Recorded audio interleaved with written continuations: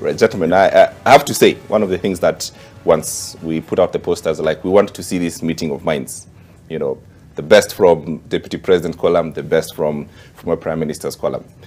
Help you understand tonight, for everyone who's trying to figure out what's happening, all right? Tonight, Jimi Wanjigi is spending a night in the cells. He says this is all political. If anything, he says it's the ODM leader, Raila Odinga, who's put him there. How would you react to this? Well, I think that's rather ridiculous. I saw in the news you described Jimi Wanjigi as an ODM aspirant, an ODM presidential aspirant. Right. So yes, Jimi Wanjigi is a member of the ODM party. He confesses that he subscribes to the ideals of the ODM party. And I think in all his narratives, public narratives, he has consistently said, even when he was with Kalonzo Musyoka somewhere a few days ago, that Raila Odinga is his friend and Raila Odinga has never wronged him in any way. In fact, Kenyans can still recall, at a time when Jimi Wanjigi was facing what we then considered prosecution or persecution by the state, it is Raila Odinga who went and camped in his house and caused a stalemate.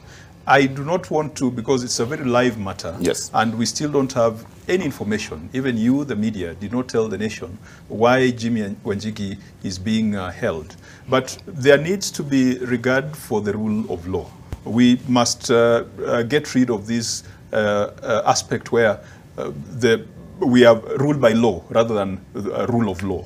If there is a suspicion of any person of a criminal nature, matters need to be undertaken in a civilized way, especially at a time when we are approaching campaigns. And I'm not saying that those people who have declared that they are presidential aspirants should be treated in any special way, but it needs to be done in a proper manner so that everyone is satisfied. So the handling was a bit over the top. I think what we've seen in social media about the siege, what we've seen in social media about anti-terror police unit being deployed to arrest a civilian, that is a little bit scary. Right. I would want to wait to hear from the DCI and from the relevant officers what it is that this ODM presidential aspirant has been accused of. But it would be ridiculous. It will be, I think, fantasy to accuse Raila Odinga, who does not have control over the police, who does not have any control over the instruments of violence, right, or instruments of coercion in this country. Raila Odinga cannot be accused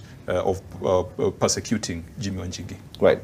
Senator, what do you read the happenings today in the bigger scheme of what's been happening politically? Well, thanks, James. Jimi Wanjigi is a victim of what has been happening to many of us, those of us who are critics of this current administration, those of us who don't agree with the direction that Kenya, our beloved country, has taken, where for a long time we've told you that the institutions of investigation have been weaponized and are being used to play politics. It is no sheer coincidence that exactly 48 hours after Jimi Wanjigi issued a very hard-hitting statement against Prime Minister Raila Odinga, who's now a candidate of the state, that government clamped down on him as heavy as they did today.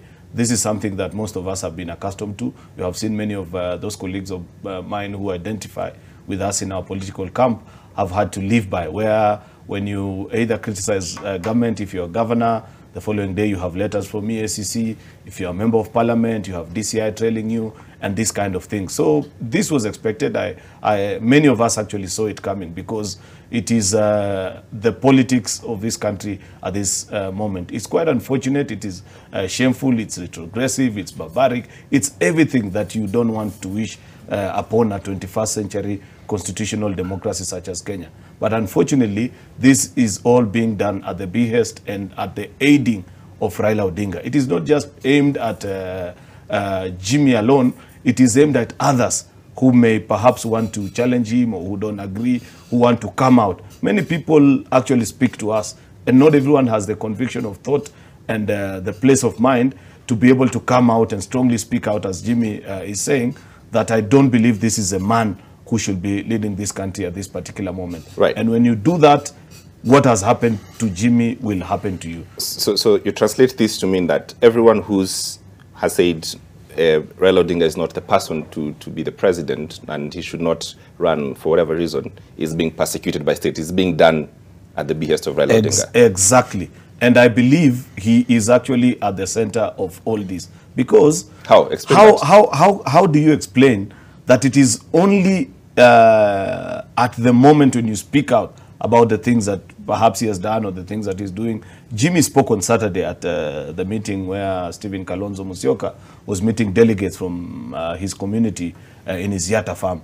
And he had choice words for Raila, why he thinks he would be the worst choice for him to be elected at this particular time. And he was quite frank and said, I don't think this is a Raila that Kenyans have known over the years, that this is a man who's desperate at this particular point and he can do anything for power. Okay. Hardly 48 hours later, police show up in his office, anti-terror police, they have no logical explanation why they are doing what. I saw some papers flying around in social media that it's a land transaction. If it's about land, then for heaven's sake, why are you sending anti-terrorism police unit? Okay. Why are you detaining the man overnight? If the charges are ready, then they would have easily summoned him to appear before DCI headquarters and taken him to court tomorrow.